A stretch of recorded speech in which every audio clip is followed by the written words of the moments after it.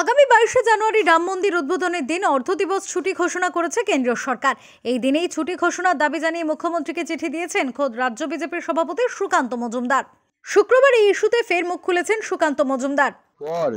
হিন্দুদের এই লড়াই এবং এই লড়াইয়ের ফলে আমরা ভারতীয়রা, সনাতন ধর্মাবলম্বীরা তারা ভব্য রাম মন্দির পেতে চলেছে। বহু মানুষের লড়াই, বহু মানুষের প্রাণ গেছে। আজকে গোটা দেশ উদযাপন করছে এবং মাননীয় মমতা বন্দ্যোপাধ্যায় তো বিভিন্ন সম্প্রদায়ের অনুষ্ঠানে হাফ ডে ছুটি দেন, অনেক কিছু ছুটি দেন। তো তাই তার কাছে আমি চিঠি লিখে অনুরোধ করেছি যে হিন্দুদের ভাবাবেগকে সম্মান দিয়ে, উনি তো বলেন ধর্ম যার যার, উৎসব সবার, তো সেই হিন্দুদের এই পবিত্র দিনে সকল ধর্মের মানুষদেরকে আনন্দ উৎসব করার জন্য উনি যেন কম করে ছুটির ব্যবস্থা করেন। হাফ বেলা হলে চলবে, কিন্তু ছুটির ব্যবস্থা করেন।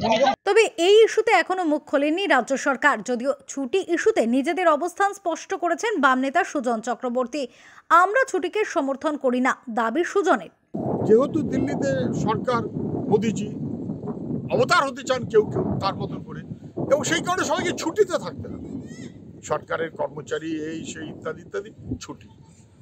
পশ্চিমবাংলায় বিজেপির সভাপতি মুখ্যমন্ত্রীকে চিঠি দিয়েছেন ছুটি দেবার জন্য। আমি এটাকে যুক্তিসঙ্গত মনে করি না যা দিল্লি করছে। রাজ্যেও ছুটি দেওয়ার কোনো কারণ আছে বলে আমি মনে করি না। তবে মমতা ব্যানার্জি কী করে এড়াবেন? তিনি তো সকালে, দুপুরে, সন্ধ্যায় কথায় কথায় ছুটি দেন এবং তিনি তো গর্ব করেন আমার মতন ছুটি তো কেউ দিতে পারে না, সবচাইতে বেশি ছুটি আমি দিই। তাহলে মুখ্যমন্ত্রী যিনি সবচাইতে বেশি ছুটি দেন, তিনি কি করবেন তিনি বুঝবেন। আমি মনে করি না ছুটি দেওয়ার কোনো দরকার আছে, কিন্তু মুখ্যমন্ত্রী কি বলবেন? রাম মন্দির উদ্বোধনের দিন ছুটি ঘোষণা করে ইতিমধ্যেই বিতর্কের মুখে পড়েছে মোদী সরকার।